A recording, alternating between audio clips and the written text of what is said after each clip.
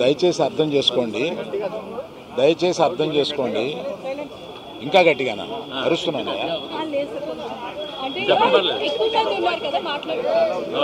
వినపడుతుందండి? వినపడుతుందా?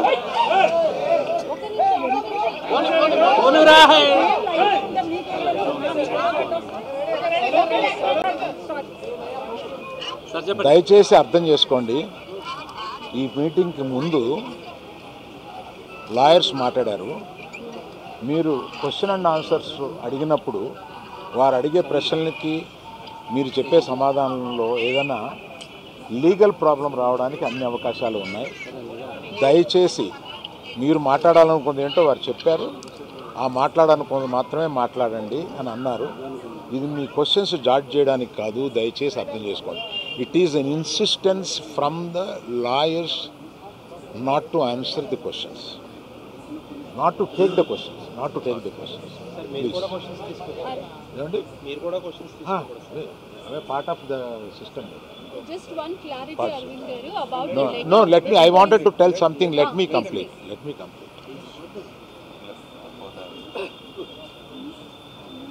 ఒక ఆల్ ఇండియాలో కలెక్షన్స్ బ్రేక్ చేసిన సినిమాలో తన కష్టం, ఆ సినిమాకి అంత కలెక్షన్స్ రావడం, ఇవన్నీ చేసిన ఒక సినిమాకి అతను వెళ్ళి మొదటి షోలో తను కూర్చొని జనం దీన్ని ఎంత అప్రిషియేట్ చేస్తున్నారు, తనని ఎలా రిసీవ్ చేసుకున్నారు అని చూసుకునే అదృష్టం లేకపోయింది.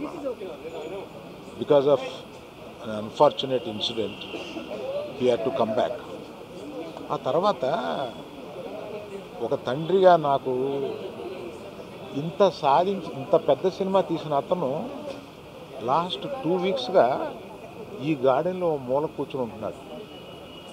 రోజు ఆ పైన ఉంటున్నాడు, లేకపోతే ఇక్కడ ఉంటున్నాడు. నేను ఒకసారి ఈ గార్డెన్ దగ్గరికి వచ్చి, ఏంటయ్యా ఇట్లా ఉంటావు నువ్వు, వెళ్ళి ఫ్రెండ్స్ దగ్గరికన్నా వెళ్ళు, లేకపోతే ఏదైనా ఊరన్నా వెళ్ళు, ఏదైనా బ్రేక్ తీసుకో, ఇందులోనే ఉండి నువ్వు ఇట్లాగా మరోజుగా ఇలా కూర్చుని ఉంటావు, దేశం అంతా నీ సినిమాని సెలబ్రేట్ చేసుకుంటుంటే నువ్వు ఇట్లా కూర్చుని ఉంటావు అంటే, సో అన్ఫార్చునేట్ ఇన్సిడెంట్ కరెక్ట్గా ఇప్పుడు జరిగింది. We don't know why, but the nature did it like that, let me take it, తర్వాత ఎప్పుడైనా వెళ్తాలే అని ఢిల్లీలో సెలబ్రేట్ చేస్తామని, బీహార్లో సెలబ్రేట్ చేస్తామని, బాంబేకి ఒక ప్లస్ మీట్కి రమ్మని, ఇట్లా రకరకాల సెలబ్రేట్ ఇవన్నీ వస్తున్నా కూడా it is not the time.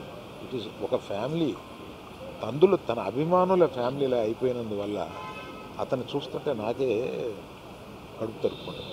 ఎందుకంటే మీరు కూడా ఒకటి అర్థం చేసుకోండి, 22 సంవత్సరాలు తను కష్టపడి ఈ పేరు సంపాదించుకున్నాడు.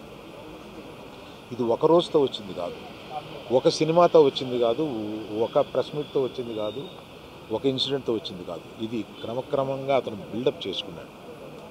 ఆ బిల్డప్ చేసుకోవడం కాదు, 3 జనరేషన్స్ నుంచి వస్తుంది. మీరు ఎప్పుడైనా 3 జనరేషన్స్ని చూశారు, ఎప్పుడైనా మేము ఇట్లాంటి బ్లేమ్ తీసుకున్నాము, మేము ఇలా బిహేవ్ చేస్తాము, ఇలా ఇర్రేషనల్గా ఉంటాము, మీరే అర్థం చేసుకోండి. ఎందుకంటే మేము ఎటువంటి మనుషులు అనేది పబ్లిక్కి మీకు తెలుసు, మీరు చూస్తున్నారు, మమ్మల్ని అందరినీ చూస్తున్నారు. మేము మీ కళ్ళ నుంచి ఎవరూ తప్పించుకోలేము. అటువంటిది ఇటువంటి ఒక ఫాల్స్ ఇన్ఫర్మేషన్ తోటి ఒకరు మాట్లాడుతుంటే అది బాధేసింది వాళ్ళు చూస్తే. కనుక ఈ క్లారిఫికేషన్ ఇవ్వాలని అతను అన్నప్పుడు తప్పనిసరిగా ఈ క్లారిఫికేషన్లో లీగల్ అబ్జెక్షన్స్ ఏమైనా ఉన్నాయని కనుక్కొని లేవు అని తెలిసిన తర్వాత ఈ క్లారిఫికేషన్ ఇచ్చారు. దయచేసి ప్రెస్ వారు, ప్రజలు మీరంతా ఆదరిస్తే మీ అభిమానంతో పైకి వచ్చిన కుటుంబమే, ఆ అభిమానాన్ని అర్థం చేసుకుని ఇలాగే కంటిన్యూ చేయమని నేను కోరుతున్నాను. అబ్బాయి ట్రీట్మెంట్కి సంబంధించి చెప్తారా, అబ్బాయికి మెడిసిన్స్ కానీ ఏమైనా ఇస్తున్నారా, ఇట్లా అటు అయ్యే ఖర్చులు మీరు భరిస్తున్నారా, గవర్నమెంట్ భరిస్తుందా, ఏం జరుగుతుంది సార్? అయితే దానికి కంటిన్యూ చెక్ అనౌన్స్ చేసిన వెంటనే మంత్రి వెళ్ళి ఇచ్చేశాడు. ఇప్పటికి 20 రోజులు అవుతున్నా కూడా అల్లు అర్జున్ గారు ఇంకా ఇవ్వలేదు. దీని వెనక కారణం ఏంటంటారు? నేను అవన్నీ చెప్పడానికి రాలేదు.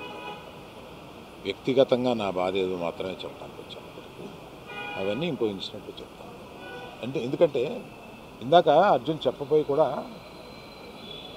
అర్జున్ ఒక అమౌంట్, నవీన్ మైత్రి వాళ్ళు ఒక అమౌంట్, డైరెక్టర్ గారు ఒక అమౌంట్, ఇదంతా పెట్టి ఒక ట్రస్ట్ చేద్దాము ఇది అని ఏదో అనుకున్నాను. దాన్ని ఇప్పుడు చెప్పి నేను ఆ విషయాన్ని డైల్యూట్ చేయడం, దాన్ని ఇంకొకసారి వచ్చి వివరంగా వాళ్ళు మైత్రి ఈయన అందరూ కూర్చొని దీన్ని ఎలా చేయబోతున్నాం, ఎంత సపోర్టివ్గా ఉండబోతున్నాం అనేది తప్పనిసరిగా మీకు చెప్తాను. అరవింద్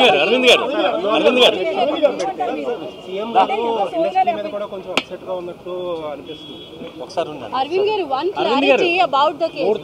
మూడు తరాలుగా మీరు సినిమాలో ఉన్నారు. అసెంబ్లీలో ఒక హీరో గురించి ముఖ్యమంత్రి మాట్లాడాలో చూస్తారు. Of the record